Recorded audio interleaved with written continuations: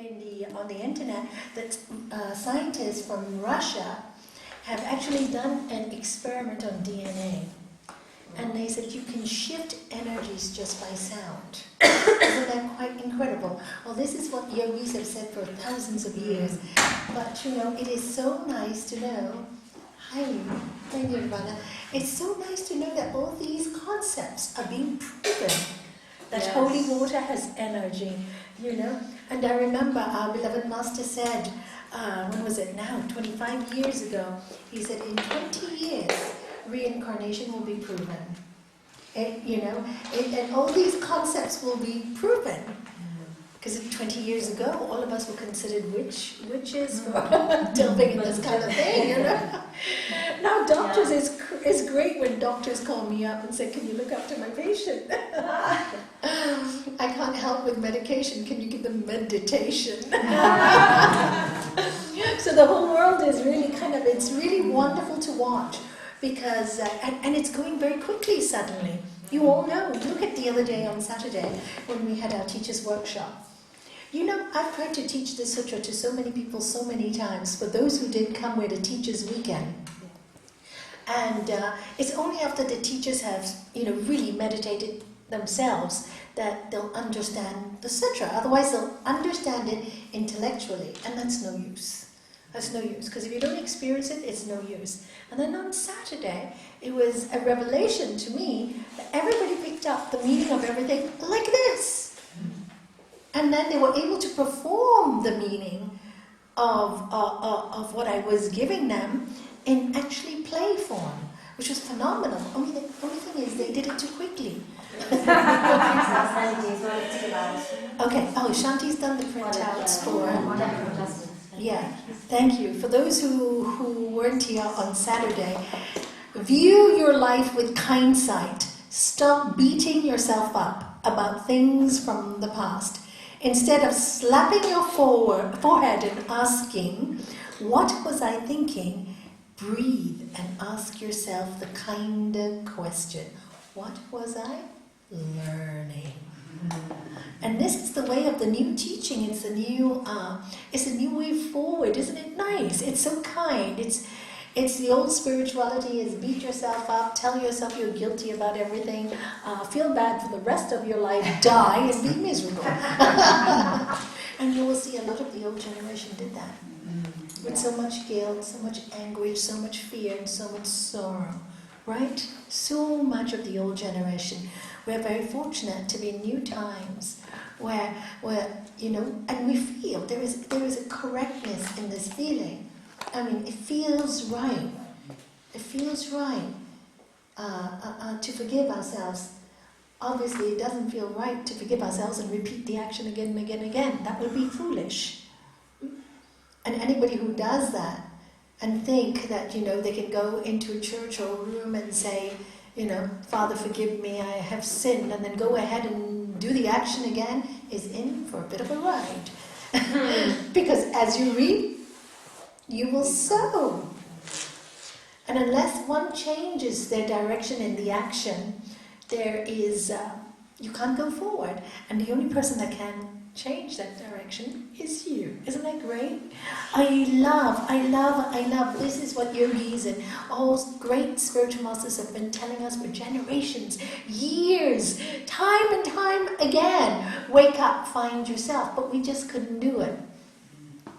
We just couldn't do it, and now it's really very exciting that people are starting to realize they cannot cling to anything or anyone. And that's the theory of non-attachment in yoga.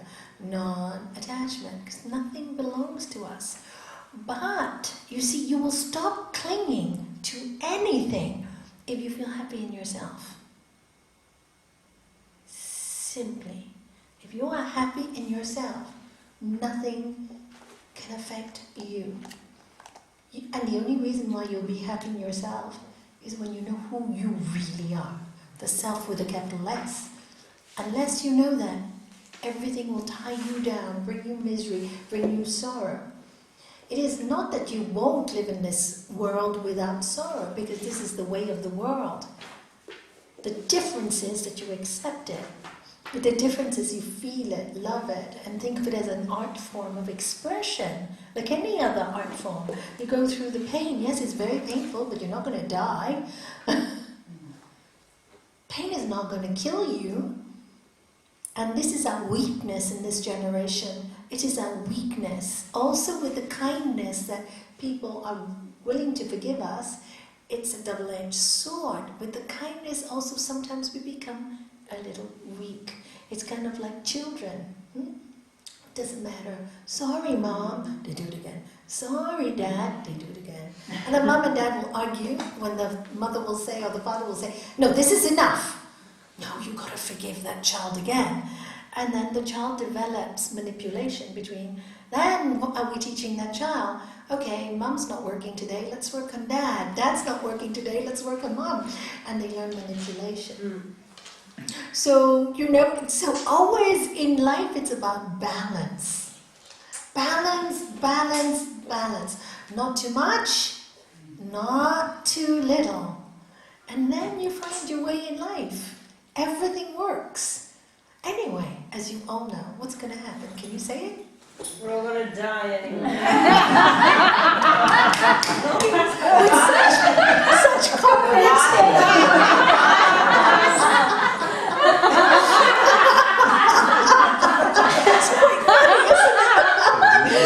When you say it like that, The right answer, right?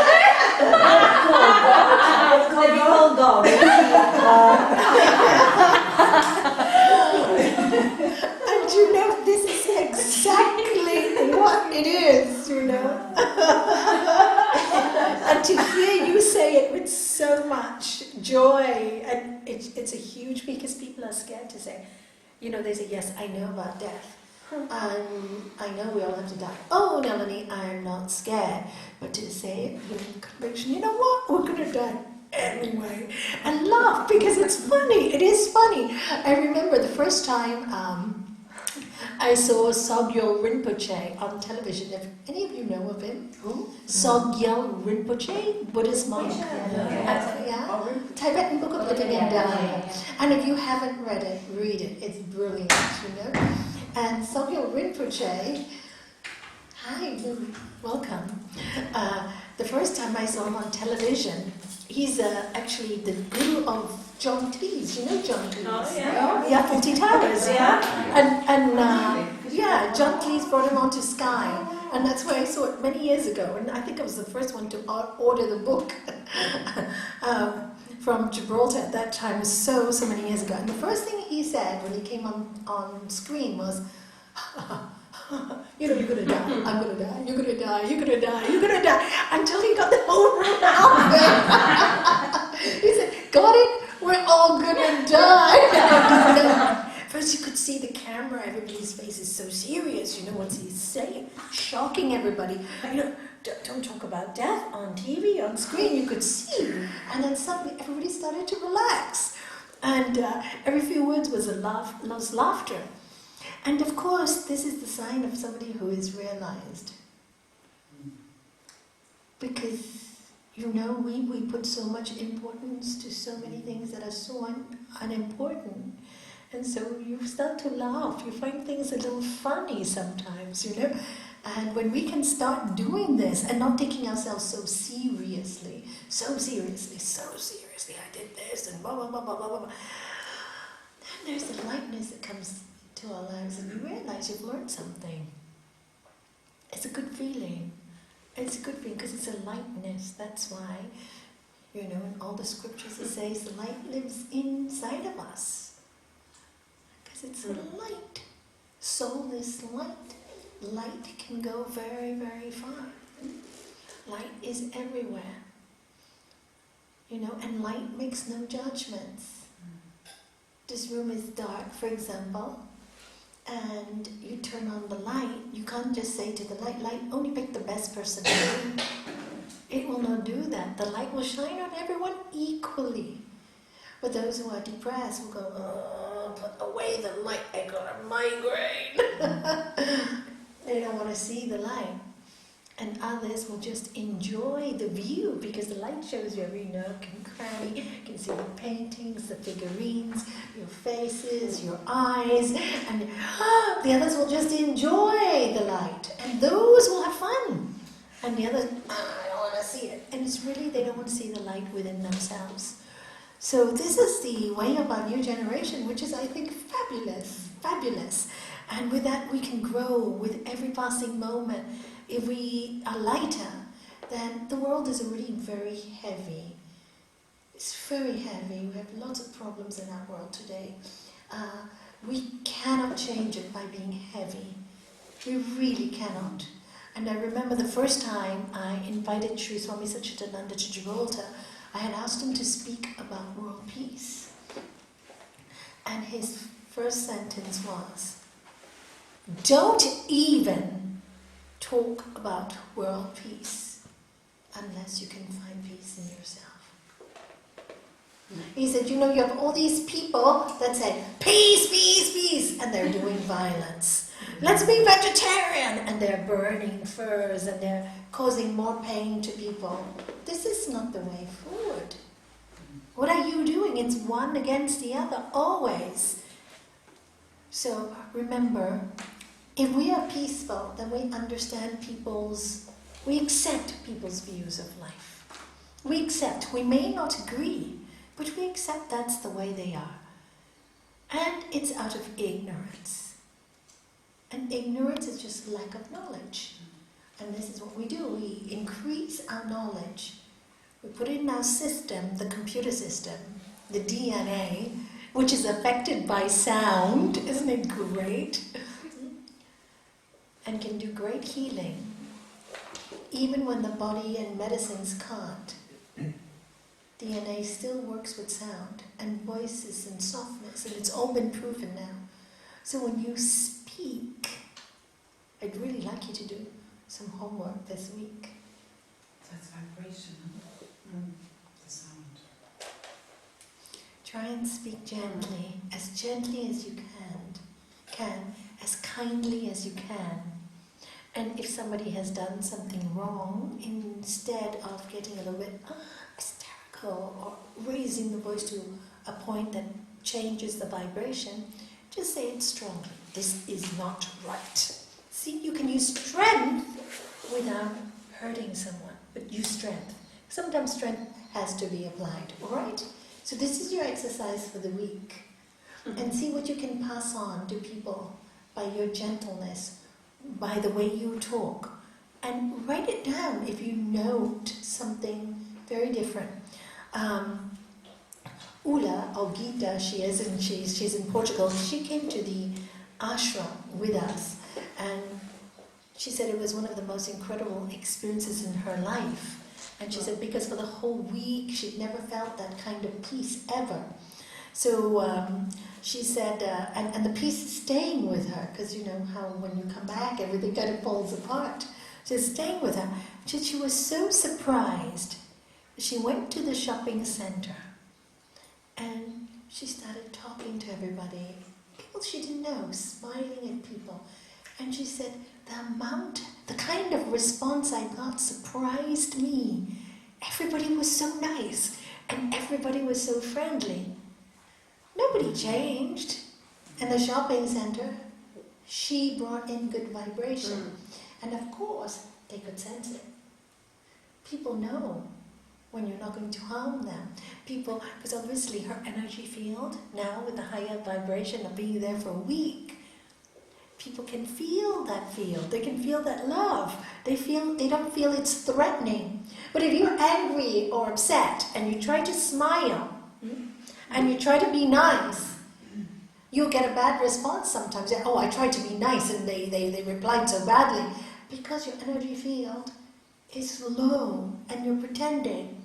You're trying too hard and people can sense it. Haven't you noticed? Sometimes you try so hard to be nice and yet people are so, I'm cynical, why should I bother? But it's not that. It goes deeper than your voice. They feel your field. Absolutely. Yeah. So be aware of that when you speak. Be aware of what you say and how you say it, and see how you shift the world around you. Do an experiment, and then become your own scientist. And you'll love it. You'll just love it. You'll have such a great time. Excuse me, I'm going to have a sip of water. Suddenly turned cold on us, didn't it? Okay, so these are the handouts. I didn't read this one the other day. Should I read it today? Yeah.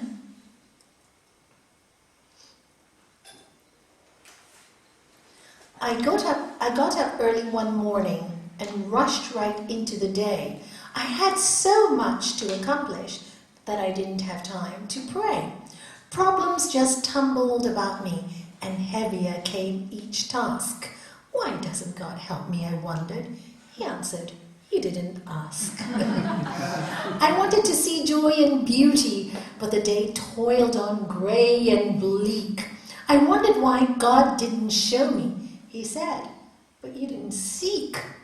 I tried to come into God's presence. I used all my keys in the lock. God gently and lovingly chided. My child, you did not knock. I woke up early this morning and paused before entering the day. I had so much to accomplish that I had to take time to pray. Or meditate. And if you really want to accomplish a lot in a day, really, I'm telling you, start the day with meditation, or start the day with God, or light, or whatever you want to call it. Again and again and again, consciousness. The word is not important. Jesus, Moses. Please, it's the same energy. How many of you meditate on a daily basis now? 1, 2, 3, 4, 5, 6. Try and make it a daily practice. It will change your life. It really will change your life. With the right, you take these sayings, you put them next to your bed, and then you read them, and then you just reflect. Start like that. How easy is that? And then you read the 3 and then finish. That's your meditation. It's contemplation. Start like that. Easy. Don't push yourself. And then when you feel so comfortable in that time and you're reading, I have 3 things to read. It'll become a habit very soon. Because I have to sit down and meditate. Eeks. It's like a chore. I want to, because it's a time when I can just be with me. I can think nice thoughts. I can plan my day after, when you're quiet. And rather than rush to the day, you can contemplate. You sit down and think, okay, I've got all this to do today. Let me see how I'll arrange it. And if it doesn't get done, I'm not going to stress out. I'll do it tomorrow. I'm not going to stress out. But then if you see yourself doing things very gently, very smoothly, you find that you do a lot in one day. I know my capacity for work changed when I started to meditate. I could do so much more in one day than I could before. Why? Because the mind is restless. Oh, I have to do this. You start doing it. Oh no, but I gotta call this person. Don't call this person. Oh my God, I didn't finish that. So you're like this, back and forth, and by the time you finish, it's midday, and you've done neither thing correctly. And then you're getting stressed out because you haven't stopped till morning, but nothing was accomplished. But if you can plan it in contemplation, no, this phone call can wait 15 minutes later. I'll finish this job first. And then everything goes smoothly. You see, it's really quite wonderful. And the last one here is, do all the good you can, by all the means you can, in all the ways you can, in all the places you can, at all the times you can, to all the people you can, as long as you can. It's a good one, isn't it? So that's by John Wesley. So please help yourself when you leave. Thank you, Shanti, for organizing it. I appreciate it. And we'll go to the Gita, which we are studying. So, do you know which sloka we're on? Page 58, sloka 61.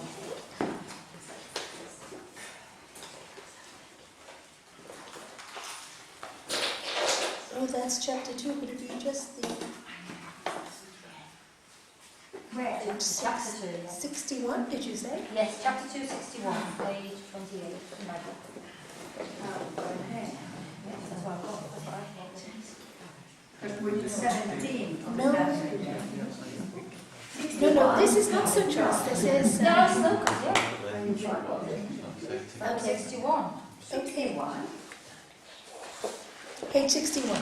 No, page 28. Okay. Local 61. Local 61, page 28. That's why I was confused, yeah. Yes, I Confusing you. Yeah. I said now it's just coming to the really juicy bit, I'm sure. That's why last time I remember now I said don't, I couldn't cover it because it was too deep to cover. Okay.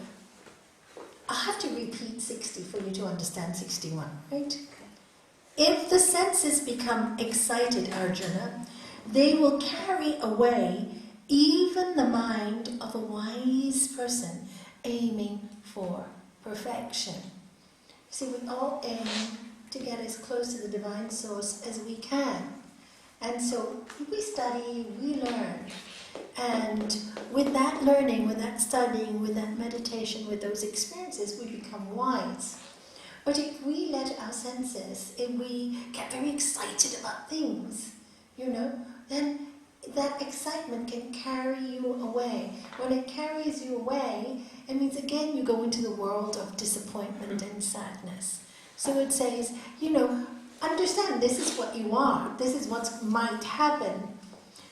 Because Arjuna, don't forget, so wise, a warrior, knew everything, so well read, so close to the divine, gone through 14 years in the forest, got through it. They tried to kill him and his family so many times, he avoided it. And now, when he had to face the war, he became very excited. He got very nervous. He didn't want to do it. He didn't want to do his duty. And he says, don't worry. Even wise people, when they get worried or, they can lose their way. That's all. It's very, very consoling, I think. So,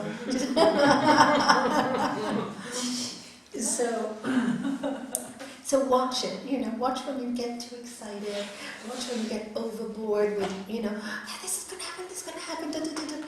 I always tell people, tranquila, take it easy, you get so excited. How many times I've heard this from people, they get so excited, I'm going to have this opportunity, I'm going to have this opportunity, and they work themselves up, and I just hate it when it comes, it didn't work. It hurts me because I see them crash, and they crash. And sometimes they crash lower than before. It's good to be happy. Something good is happening in your life. But it's almost like life is always teaching us about balance, isn't it? Yeah. It's like it's just, when you say, okay, let's see, I'll work hard to achieve it. Do not look for the fruits of your actions, right? Do not look for the fruits of your actions. In other words, do whatever you have to do with great love. No expectation for reward. The expectation should be in the way you do the work now. That's all you can do. How am I doing my work at this moment? Am I doing a good job? Am I giving my best? And that's the reward. If you take each moment as a reward for what it is, oh, I'm happy, I'm enthused, I may be quiet, Action in action, the Bhagavagita tells us later. You may be sitting here looking quiet, listening, but there's action in your system. There's something going on, something higher, an awareness, an awakening, constantly. So be aware of what's going on inside you and watch yourself. Watch how, start to listen to that inner voice, start to feel the balance. When you go off balance, very easy practice, 2 minutes. You know what it is?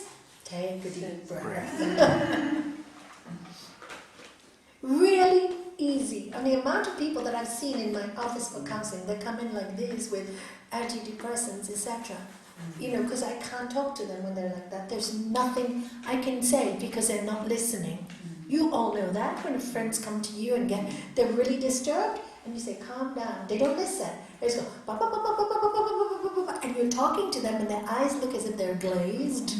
They're listening to their own mind. They're not hearing a word you are saying. You just see this glazed look.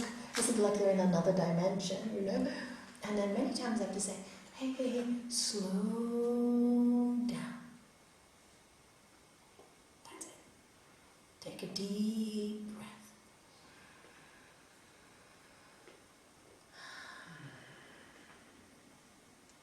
And then they become a little quiet. And many times they say to me, oh, that was good. Never done it.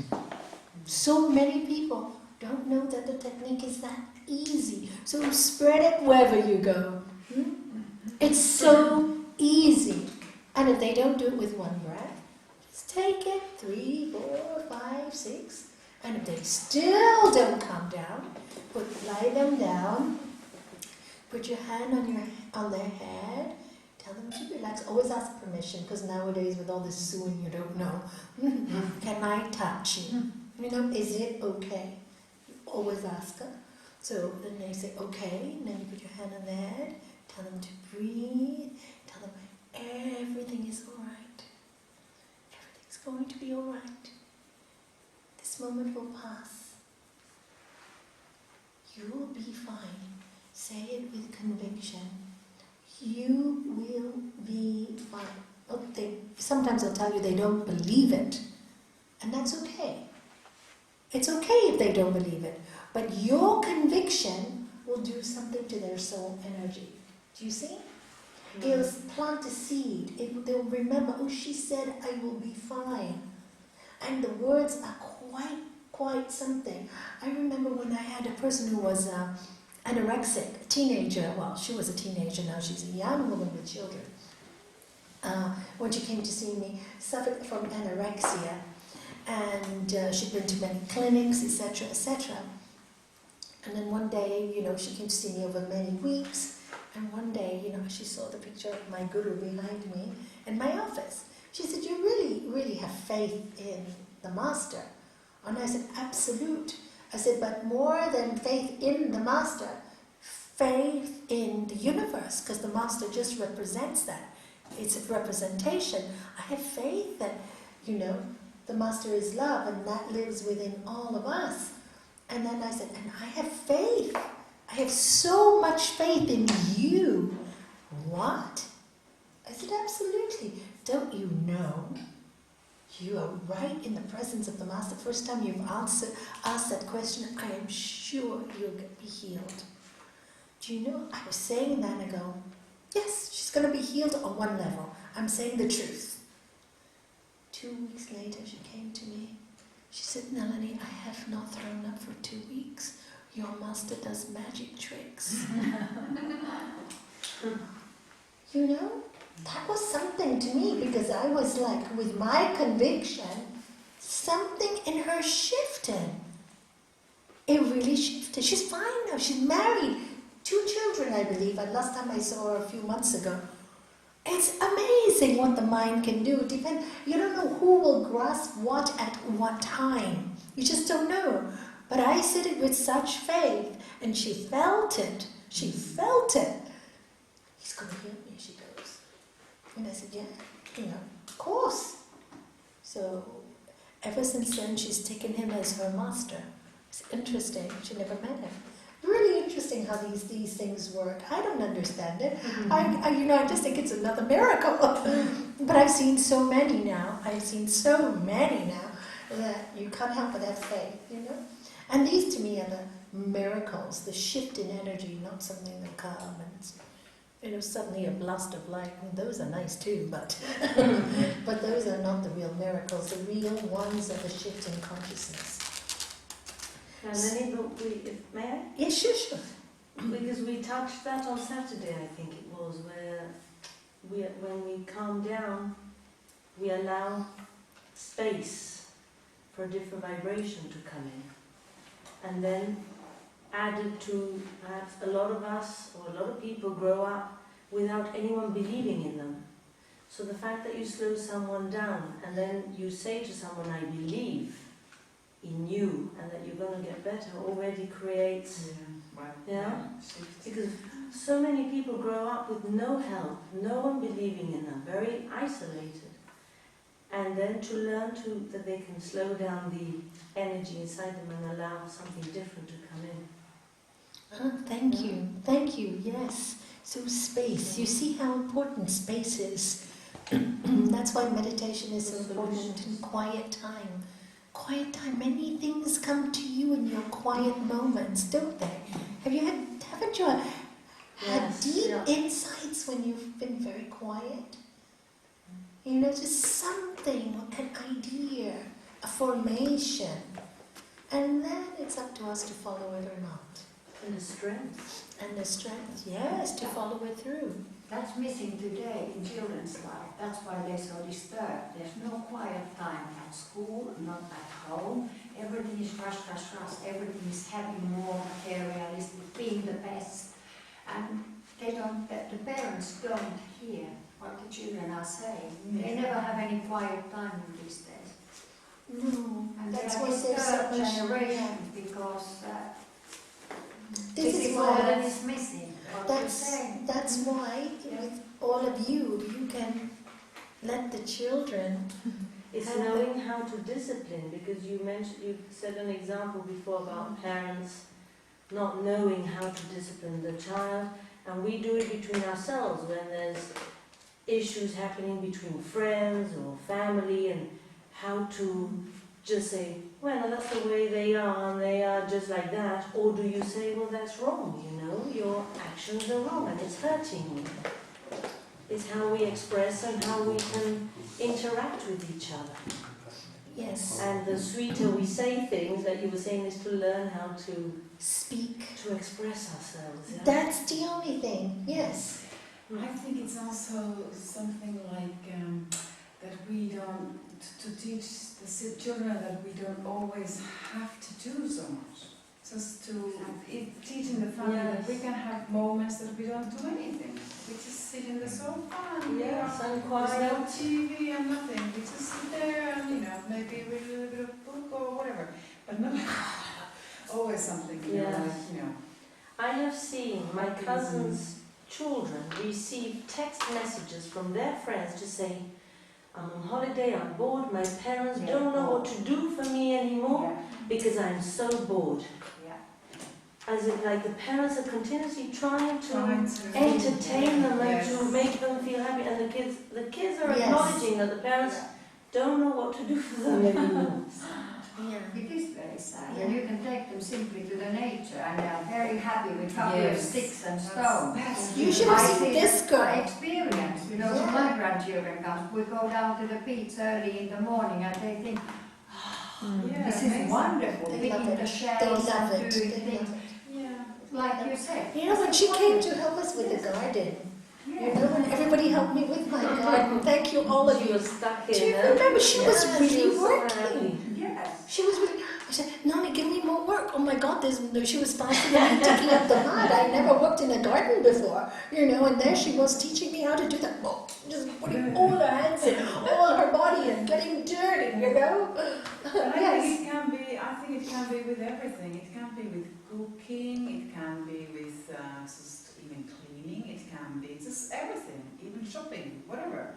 If you are just there with the person, instead of like not seeing the child. And to make it fun and interact. Just to do the But thing the together. parents don't have the time. They don't make the that is time. that. They They always don't make give the time. excuses. They don't make Yes. the time. That's probably the thing. So now it's time to make They're time. afraid. You had something to say, Joanna. I just think it's sad how people don't talk very much anymore. Yes. You see a group of young kids and they're all on their Yeah. phones. Isn't But it? they don't talk to each other, but they'll communicate by texting, and adults as well, and I find it quite disturbing. I think it's horrendous, yes. That's why the animals are good too for the children, because they learn the respect and love with animals and nature. Animals, they do only listen to love. They become like that when you speak quietly. That's why you have such a nice dog. Yeah. Have you noticed she's got quite an incredible dog? If I will shout at her, she will go into the pieces because she's never heard it. No. If she what? If you You what? will shout Shout. at her. I think she will go into the peace. very excited. She's such a good dog. She really is You're supposed amazing. to laugh. She's a lucky dog to be in such a gathering. I know. She's very spiritual. She meditates. Yeah, obviously she's a Definitely. Yogi in her past life. Definitely a yogi in her past life. Should we do the next one? But the yogi learns to control the senses by meditating on me as the highest goal. This is really important. As the senses come under control, the yogi's wisdom becomes steady. But the yogi learns to control the senses by meditating on me as the highest goal. Now let me throw a question to you. What does Lord Krishna mean by meditating on me? On higher self. On your higher self. Great, yes. Any other interpretations for that? on his essence. On its essence. On its essence. I like that. Anything else? The source, the energy, On the the source. love. Yes, on the source. Today we have to use modern language because you say, on me, you know, like in the church, say, oh, Lord Jesus said you have to follow me. Lord Krishna says if you meditate on me, and then you got the Krishna fanatics and then the Christian fanatics arguing with each other when they're really saying the same thing, because both of them are doing the same thing. They're just wonderful souls. And why has that happened in society? Because from so many generations, it's nobody's fault. It's not a fault. You know, people have been indoctrinated with my way is right and your way is right for generations and generations. So the people that say my way is the only way, can you blame them? Never. And you mustn't blame them. You mustn't be angry with them. In fact, pray for them. Ask for compassion that they see that all goals lead to the same place. We're all human beings. You know, and how cruel it is to tell somebody, if you follow this path, you're going to be damned and go to hell. It's really very cruel and very insulting. For me, it's taking the name of the Lord thy God in vain. What right do we have? You know, if a parent did that to a child, you sinner, you know, you're doomed to hell. We'll put that parent in prison, wouldn't we? Say the parent is crazy. How dare you tell that to your child? As if a high energy is going to be so childish. Doesn't make sense. And now it's very important that we awaken, we wake ourselves up and we don't fear this anymore. I see too many people who live in this fear. Oh my God, God will punish you. Really? Really, if I go this way, Nalanie, if I really, really want to do this, the action you want to do, does it cause harm to anyone? No, I really want to meditate, but I'm not allowed to. But why? For what reason? Ask yourself, why are you so fearful? What are you frightened of? What is wrong? We have to break away from those old molds. And I think when we do, the world will be a gentler, nicer place full of compassion and love, and everybody will respect everybody's path. Because each path is so interesting. I don't know about you, but I love visiting churches. I love it. I love visiting monasteries. Oh, they're wonderful. I love visiting temples, Buddhists, all kinds, Hindus. Every temple for me is magical because you see how people are all searching for that same, the same need to be loved, the need to be noticed, the need to think, oh my God, somebody's loving me, somebody's noticing me, somebody's helping me. Why? Because we've all learned that ultimately in this physical form, we come alone and die alone. And many of us have this feeling, even though we're surrounded by love, that we're very much alone. So everybody's craving for that. But when you meditate on the higher self, you realize that self is always with you. And then you become steady. You become steady, and that's what it says. You become steady. Because when you stop craving, there is a quietness in you. Have you noticed? When you want something desperately, there is a stress. That's why even Gurudev used to say, do not even allow God to disturb your peace. And I love that he said that to me because it changed my whole way of thinking. Do not even allow that, because peace is God. Love is God, kindness is God, compassion is all those things. And also, duality is all divine. Who created the demon? They call it a fallen angel. So the demon's really an angel. But duality has to exist for us to exist. Otherwise there's no existence. Were you planning to go? Sorry for another comment.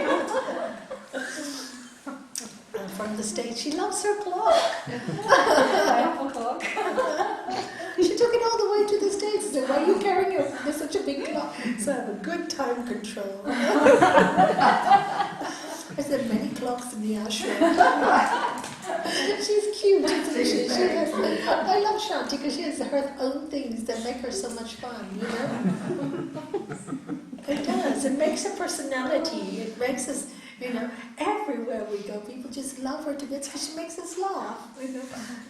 And laugh in a nice way, you know, not to laugh at her, we laugh with her, you know. So here, now these two I really, really would like you to memorize. And if you don't have the Gita, it'd be really nice if you write it down. And if you want the Gita, there are two available outside. From brooding on sense objects, attachment to them arises. Okay, brooding. When you think of brooding, how do you see it? Brooding. Craving. How does the feeling? What's the kind of feeling that you get? I needed. Anxious. I wanted. Anxious. And even anger comes a little bit. Right? Well, that will come to that. So when you start brooding on something, you get attached to it. Attachment comes. So listen to that feeling when you get it. But I really need this. There's a kind of attachment arising. Brooding is subtle. Yeah, it's so subtle. This is why I love these two and I said memorize it. Because it'll help you so much in your life. It helped me throughout my life. You know? Watch it, Nalanie, you're doing this again. Watch it. Especially the early years when I wasn't so trained. My mind was very weak. I still was not strong. And watch it, that you're brooding again. When you brood, you get attached to the idea of what you're brooding. You know, whatever you're brooding with, you get attached to it, and you start feeling sorry for yourself, which is what happens here. Attachment to them arises. Out of that attachment, personal desire is born.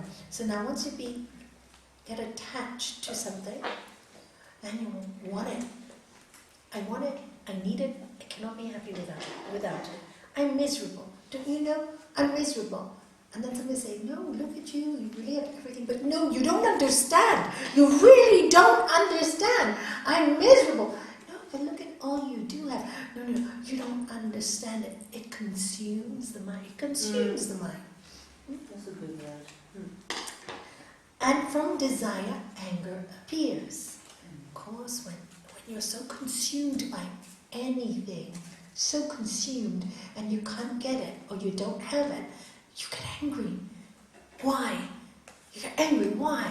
Why can everybody have it and not me? This is unfair. This is unjust. And even though you know it's just life, you're still going to get carried away by that emotion if you don't watch that you're brooding from the very beginning. All right? Anger confuses the thinking process, which is true. When you're angry, you don't think clearly. And I tell people, please do not make any important decision when you are angry. Please do not, because it will be wrong, or it will cause pain, or create a bad effect on you. Wait till you are calm, and then you will make the right decision, whichever way it is. It may not look right to the world, but it will be right for you. But when you're angry, forget it. You disturb the world and you disturb yourself. So don't make a decision when you're angry. And anger confuses the thinking process, which in turn disturbs memory. Wow, this is really quite incredible. And I see this all the time with relationships. I see it again and again and again and again. When one person has something that doesn't satisfy them, they start to brood. Then they start to get angry. And then then what happens is they forget all the good things that person has done. They've totally forgotten. It's like wiped out. It's like no goodness ever existed in the person. And many times in a relationship, I ask them, but surely, don't you remember that day you fell in love? Wasn't that? There is something good there. Isn't there something there that you can remember? Do you remember your times when you laughed together and you were together? No. Oh, well, it was just because, it's really an untruth. It's not the truth. And they just really don't remember because they're so angry and they've shut all their memory out. And they really don't remember. And I see it again and again and again. And I said, in other words, sometimes I have to be quite rude to them. You were telling me that you were pretty thick when you got married to this person. You just went with them because you weren't in love and you didn't care and you just offer money. Sometimes it's money. Wrong reasons. Oh, no, it wasn't my fault. They tempted me, they did this. So many funny things I hear. Mm-hmm. And then, in time, when I work with a person for a few sessions, then they start to soften. No, there was some good times. Where did it go wrong? And then there's always, there was two sides. It's always two sides. Maybe sometimes one side is more, the other side is less. But it's two sides. So long as you can see it, then even if you're going to stay with the person or not stay with the person, but if you can see it, then your reaction to the divorce or the separation, whatever you decide, is kinder, is nicer, is more loving, and that doesn't create ripples in the atmosphere. So the only reason I tell them is I don't want to change your mind, I'm not you, but I'm just telling you, be truthful, because if you are truthful, you will be kinder, your decisions will be kinder. And if you're kind of good karma for you, even if the other party is angry and upset and wants to throw everything they can find at you, you have to be from a place of good memory. Good memory. Remember the good times so that you don't slash back. You hold your yogic wisdom, you hold it, you become strong. And then when they throw things at you, they cannot hurt you. It'll bounce right back to them. You know that story of the Swami who went into the village, this monk, he went into this village where lived this landlord. He was so aggressive and powerful and strong and had his, what do they call them, goonies with him? What's the word for the goons? Is it goons? Is that the word you use? The people that follow these... Groupies. No, it's not groupies. Anyway, there's a word. I think it's Well, groupies, people but I'm who not sure. follow what Like when somebody's really rough, like a mafia person, right? Or really... Yeah. Goons. Goons. It is goons. Yes, it is goons.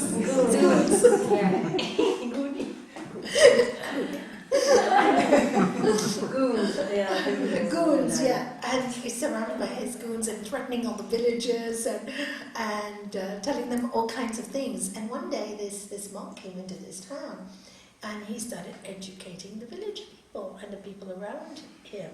And he said, why are you taking all this? If you all get together, you are so many more. There are 4 or 5. And learn to develop your strength. Stand up for who you are. So of course the whole village refused to pay these taxes that were so unfair and so high. So he started sending his goons to them. And they said, oh, the Swami said, it's not good luck to hurt us. So this landlord got so upset. And he went to this Swami and said, I'm going to kill him. I'm going to kill him. So he went into this place and said, what are you doing in my village? At the same time, this landlord also comes from an upbringing where you're taught to respect people who deal in the holy word, right? But he was so tempted to kill him. He goes there and he starts swearing at him, and the Swami smiles, and he smiles, and the landlord gets angrier and angrier. He says, aren't you frightened of me? And the Swami smiles, answer me! And the Swami smiles, and the landlord goes up to him and says, I'm going to kill you. And he goes like this, and he's like, I can't kill you. What's wrong with you? And he answers the Swami, if somebody gives you some poison to drink, and you don't want to drink it, will you drink it? And he goes, no.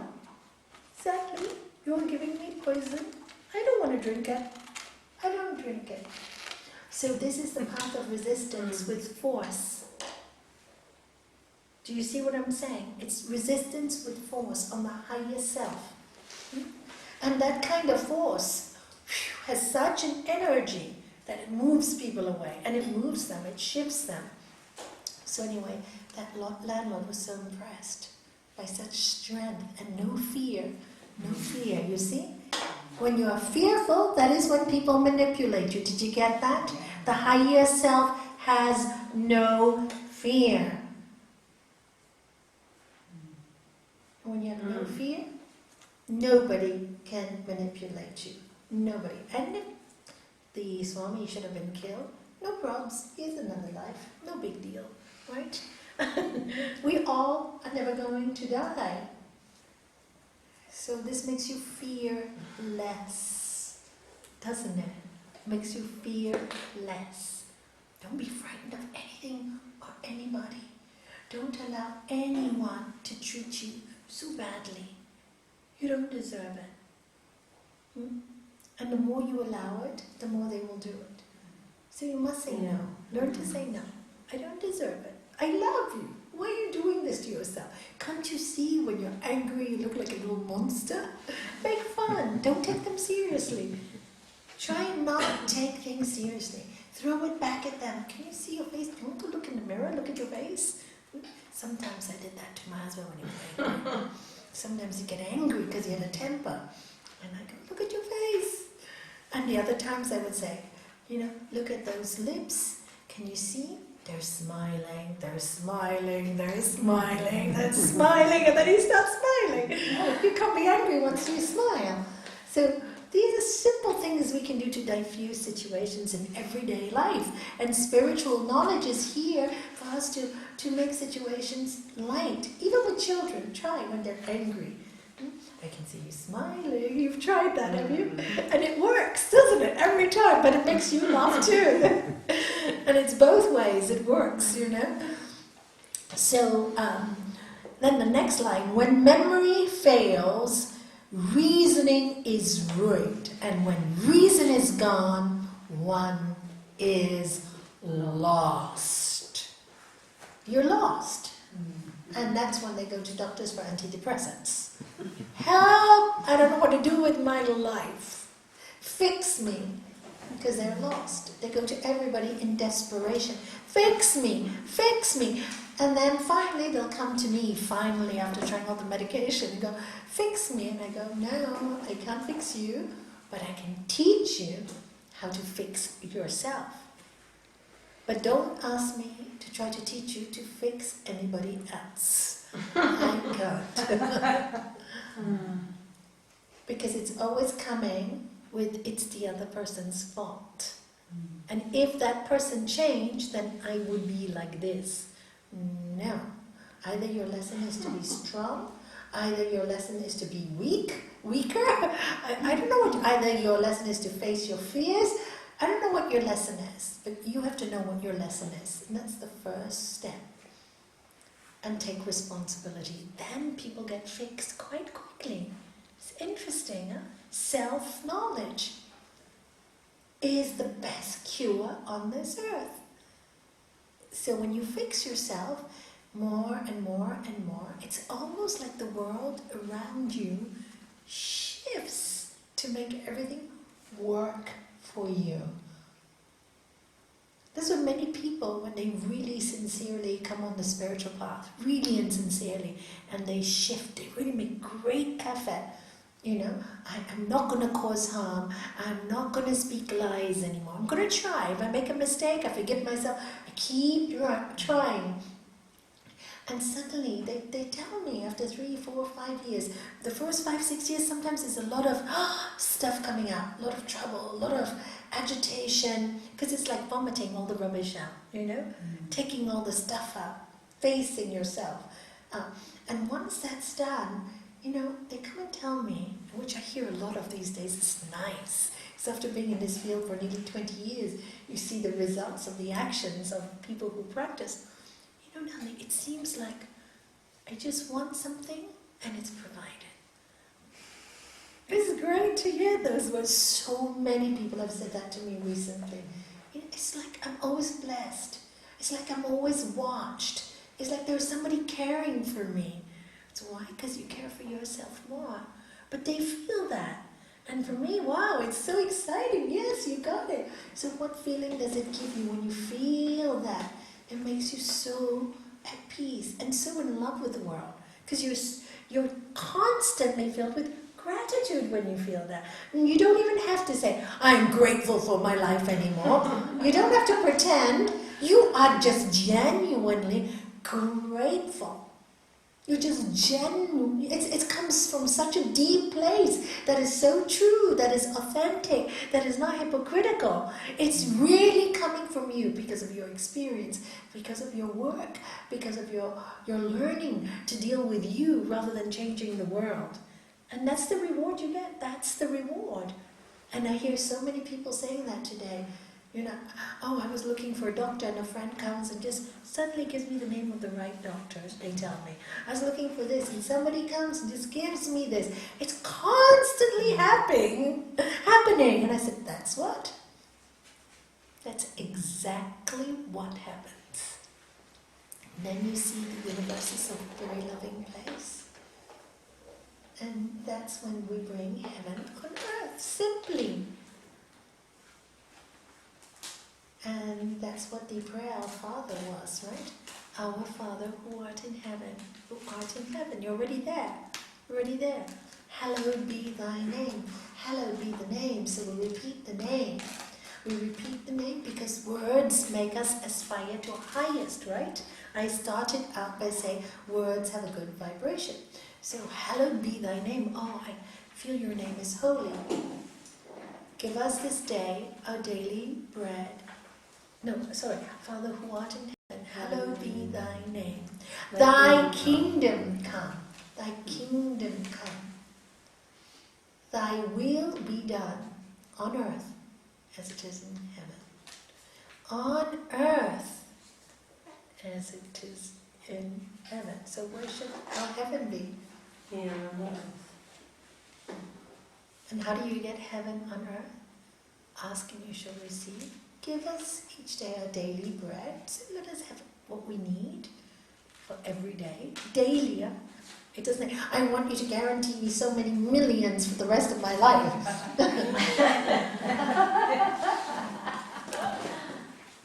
Daily. What's enough for today? Give us this day our daily bread. And forgive us our trespasses. Look, not even sins, not even bad trespass. What does the word trespass tell you? That you're going into somebody else's space. You're disturbing somebody else's thinking. You're disturbing somebody else or something else. You're trespassing. So forgive us our trespasses as we forgive those who trespass against us. And we will forgive those who do that to us. And lead us not into temptation. Don't let our senses go all over the place, the brooding aspect. And deliver us from evil. Temptations will always come to us throughout our lives. We're human. That is our challenge. That is our work. So Lead us not, and don't let us go there. Don't let us brew, but deliver us from it. Isn't it a beautiful prayer? I love the Our Father. How many of you know it really well? Yeah. In Finnish. Oh. Wow. Can you say it in Finnish? I would love to hear it. Yeah? 2 of you? 3 of you are Finnish. Could you say it in Finnish? Well, I said I can be better in Swedish. Swedish? Oh my goodness! Can you say it in Swedish too? Yeah. Yeah, all 3 of you? Can we have 2 languages? I'd love to hear. Do you mind? Might be the same in Danish. Is it the same? Do you know it? Can you say it again? Sorry, I missed it. Can you start? Ready, go. Isä meidän, joka olet taivaissa, pyhitetty olkoon sinun nimesi. Tapahtukoon sinun valtakuntasi. Tapahtukoon sinun tahtosi myös maan päällä kuin taivaassa. Anna tänä päivänä meille jokapäiväinen leipämme ja anna meille anteeksi meidän syntimme, niin kuin me annamme niille, jotka meitä vastaan rikkoneet. Äläkä saata meitä kiusaukseen, vaan päästä meidät pahasta, sillä sinun on valtakunta, voima ja kunnia iankaikkisesti. Aamen. Wow.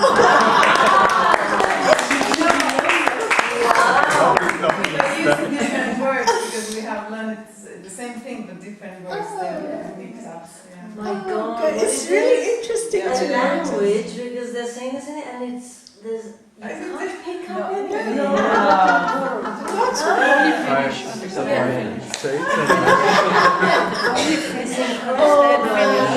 Can we do the Swedish? Do you mind?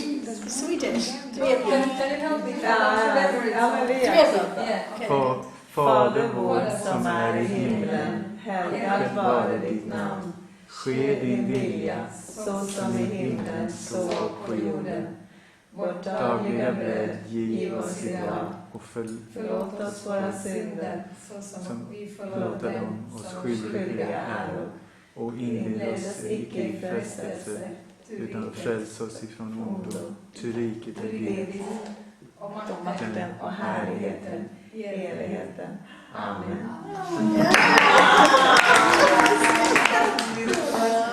It's great. It's very much the same in Danish. Is Swedish and Danish are quite close? Yeah. But it's amazing, you know, because when you, I have never felt myself very religious, but I've always prayed.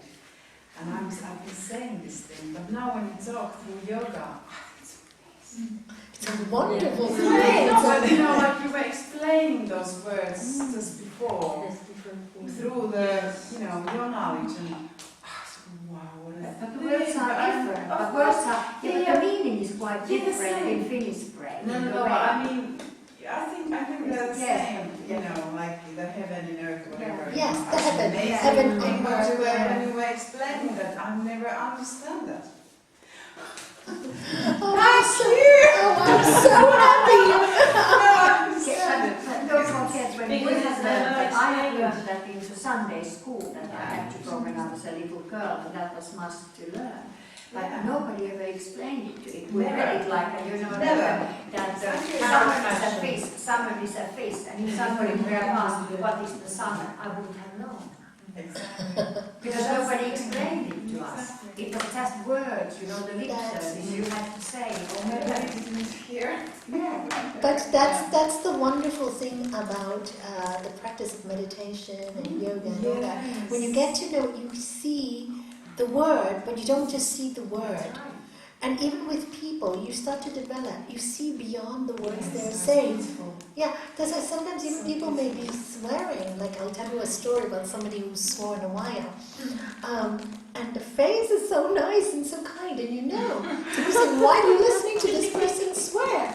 And I go, you don't like swearing, Nalanie. And I go, yeah, but this person can. Because it's coming from such a different place. But I'll tell you that story now. But I thought we have one more language, French. Do you know it in French, Annie? Because it would be great to hear it in French.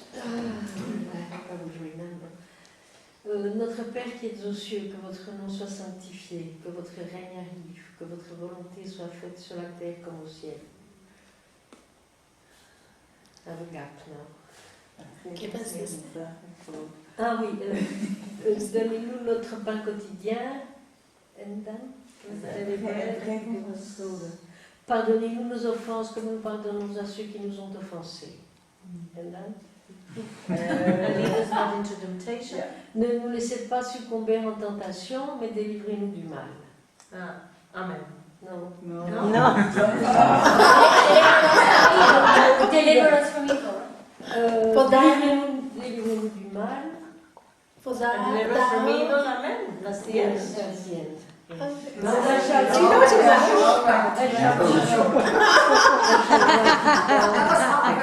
She did a shortcut. Very useful. Yeah. Have a nice class. Come enjoy. Bye. Thank you. Bye. Thank you. So it's quite nice to hear all these languages. Everybody saying the same prayer in all these different languages. It's really quite wonderful. It's really quite. You feel so happy to know that. Truth is one, parts are many. It really doesn't matter. But I was brought up a Hindu, but I just always used to repeat that whenever I was frightened as a child. And it was Nalanie, I must send you or Shanti so that you can forward. We were given the Our Father in Aramaic language, and it's in a song. Which It's one? very nice. Aramaic. Aramaic, The language that Jesus spoke? Aramaic, sorry. Aramaic. And Aramaic. it's a beautiful melody, and it's. Can you sing in Hindu? Could you sing? no, because we don't have that prayer. Yeah, sorry. Yeah, we don't. It's interesting, Yeah, right? We yeah. don't have that prayer. Yeah. No, we have so many different ones. Different Yeah, ones, yes. like the one we learned on Saturday. Brahmanandam Paramasugatam Kevalyam Jnanamurtim Dvandvatitam Gagana Sadrusam Tattvamasyadi Laksham Ekam Nityam Vimalachalam Sarvadi Sakshi Bhutam Bhavatitam Trigunarahitam Sadgurutam Namami. And the English is the greatest bliss, the highest joy, embodiment of wisdom absolute, non-dual, boundless like the sky. He is the goal of thou art that, one eternal, pure and still, witness of the whole universe, beyond mind's grasp and goodness free. To that Guru may my worship be. See, it's totally different. It's not even getting up. It's getting to the highest bliss, to the highest joy, getting to the self. It's saying, let me understand the one that's one, pure, still, eternal. This is the Guru. This is the remover of darkness. That one that is eternal. And when you get in touch with that one, you experience the greatest bliss, the highest joy. And we know it. We know it. That's why we search. We search all our lives to go back from where we came. Life and all this is all they call illusion, Maya, dreaming, right? Because we wanted to experience, we're part of this great dream. In our Hindu philosophy, we say, Lord Vishnu slept and dreamt and everything came to be. When he wakes up, everything goes back and we come back again. Never ends. It keeps going on. Evolution. Haven't you noticed, even in our short space of 50 years, what kind of evolution have we seen in technology? Just 50 years. How much is different? How much has changed? This is the power of the divine. We don't know. There is no limit. There is no end. There's no beginning. We think we know it all. You have to laugh. People think they know it all. We know nothing. Because the energy is ever creating, ever creating. And how is the energy creating? How is that energy creating? How? And if Anybody know? By us. Correct. Through us. Without us, there's no creation. Kill all the human beings. What will happen? The rivers will do what they have to do. The earth will do what it has to do. Everything will do what it has to do. You put human beings in and you can be sure there will be trouble. There will be movement, there will be love, but there will be so much fun too. Because we co-create, that's why even in the Bible it said, and then the Lord God took the dust off the ground and made man and blew into his nostrils the breath of life. This is why in yogic, in yogic practices, pranayama is such an important practice because we got in through the breath, through oxygen. The baby born, and what does the doctor do? It's breathing, hits it, and then it's breathing. Isn't it true? Yeah. When we die, what happens? The breath is gone. So breath is a great part of who we are and what we are. So and she's a great practitioner of pranayama. Did you know that? Yeah, am I right? You told me that's what you do. You teach people to sing. Yes, but it's like not maybe yogic. And what's yogic? But you teach people to use their voices. Very much. Yes, Everywhere. yes. Everywhere. Don't say this is not. Always say everything is. Yes. If you make everything you do a blessing, then everything becomes holy. It's really amazing. Yeah. Everything, even with the computer, becomes holy. Everything becomes holy. Driving becomes holy. Don't separate spirit from life ever. Everything you do is the highest. Because through you, when you're in that highest, you are quiet, right? You're very quiet. When you're very quiet in that highest, much can come through you. Much can be created. So if your expertise is with computer, many ideas will come. If your expertise is in designing, many ideas will come. And this is how people become, we talked about Savitaka Samadhi on Saturday. They focus on something, they are so involved in it, that to them is a meditation, that they learn the secrets of it, and they become successful, right?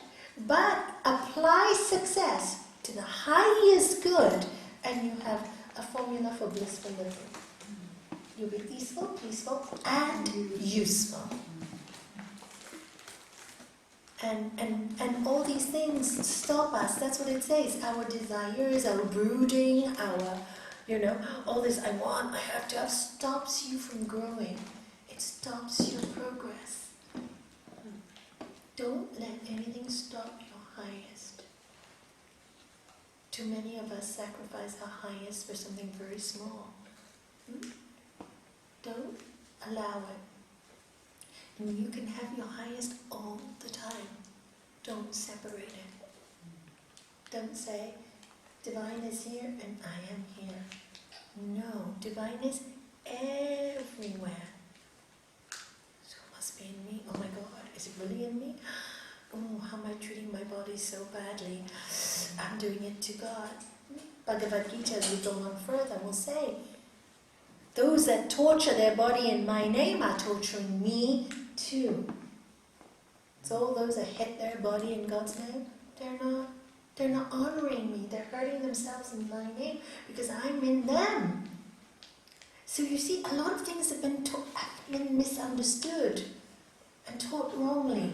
So, and that's what people do. So many people. Nalanie, I'm evil. I'm a bad person. Why? Because I did this. I was okay. You know it, do penance. What do I do? I've gone to the church, I've lighted so many candles, I've said sorry, I think I deserve to have all the accidents. Every time I fall, I go, I deserve it. I said, wrong penance, wrong penance. You want to do real penance? So you hurt somebody, go make it up to them.